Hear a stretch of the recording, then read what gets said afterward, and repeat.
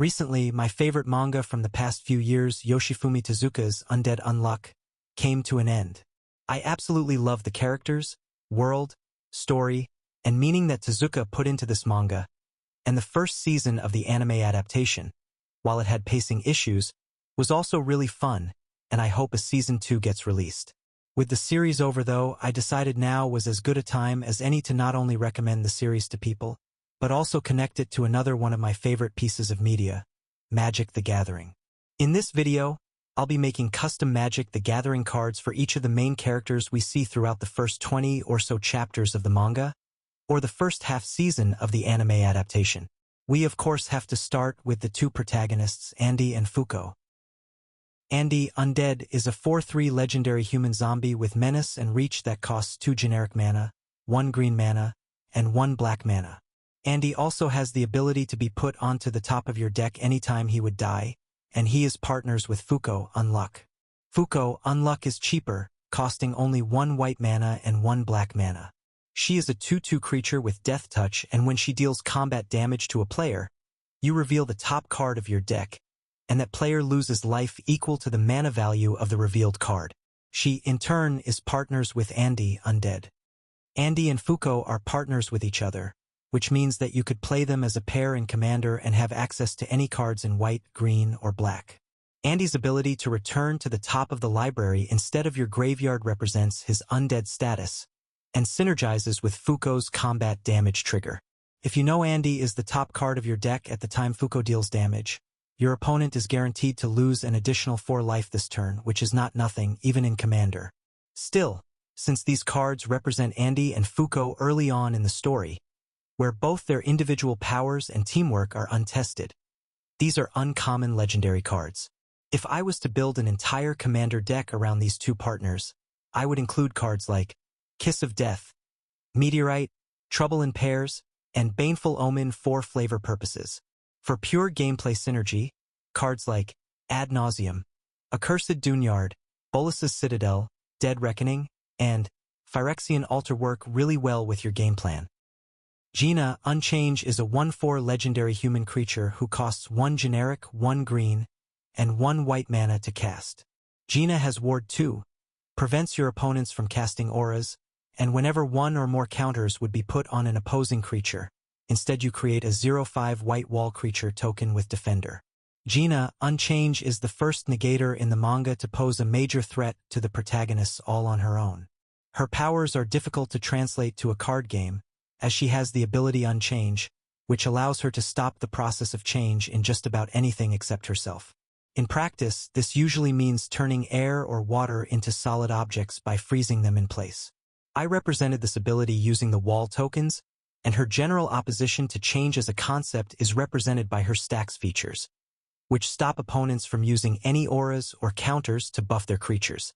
To build a Commander deck with Gina at the helm, you could either go Toughness Matters by including lots of wall creatures or go full stacks. Cards that fit her playstyle include Assault Formation, Archon of Valor's Reach, Dragonlord Dramoka, Belligerent Brontodon, and Draneth Magistrate. Void, Unavoidable, is a 6/3 legendary human warrior that can be cast for 3 generic, 1 red, and 1 black mana.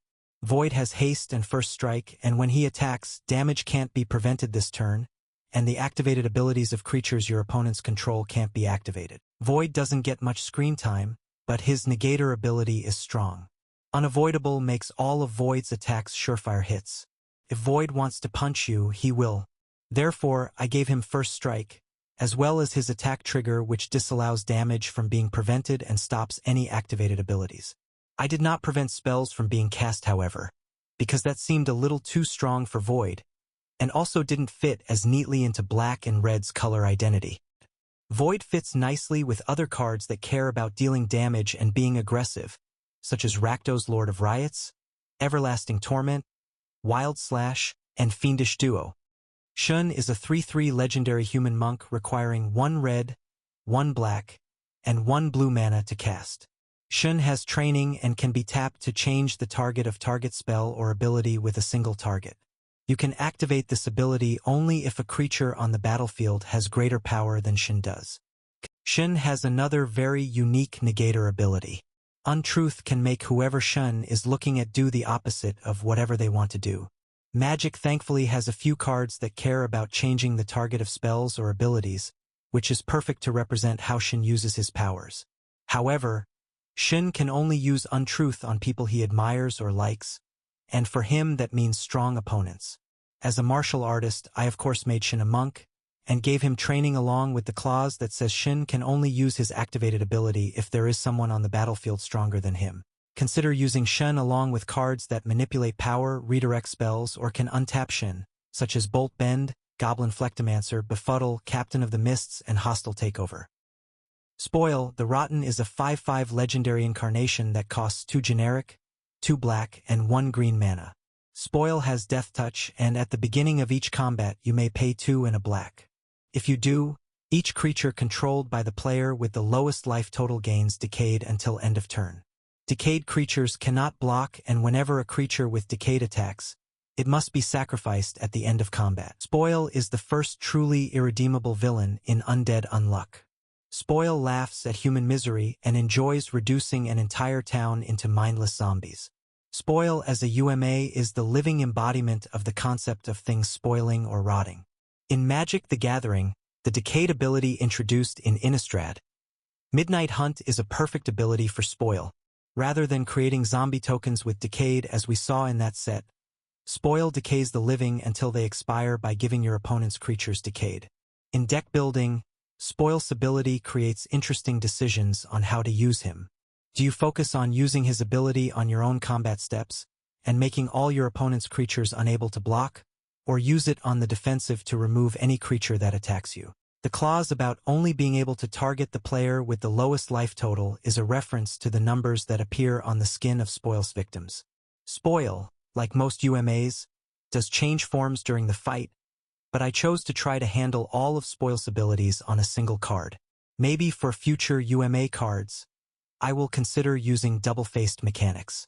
Spoil is a great commander or member of the 99 alongside cards like Gullcaller's Harvest, Rotten Reunion, Butcher of Malakir, and Deathrite Shaman. Finally, we have Victor, Undead. Victor is a 4/4 legendary human zombie with a mana value of 5, and he is mono-black. As powerful as Spoil was, the mythic slot for this group of cards could only go to Victor, Andy's alter ego and alleged god of battle. Victor has essentially the same powers as Andy, but for some reason, his are far more advanced, and this makes him a terrifying enemy on the battlefield. It took all of the Union working in tandem to defeat Victor, and even then it was only thanks to Fuko that he could be sealed away and replaced by Andy's personality again. Victor is tough, unkillable, merciless, and can even divide his body into multiple flesh clones. As such, I gave him Indestructible, Undying, and Menace, as well as the ability to create zombie tokens when damaged, but they dissipate within a turn. Victor may very well be the simplest of any of these cards, but his sheer strength and staying power makes him a major threat. Victor, Undead could honestly be slotted into many different black decks, but he works particularly well with board wipes, auras, and equipment such as Damnation, Vorpal Sword, and Shadow Spear. I hope you enjoyed this video. If you would like to see more custom Undead Unluck Magic: The Gathering cards, make sure to leave a comment and a like on this video, and subscribe to the channel. I really appreciate your support.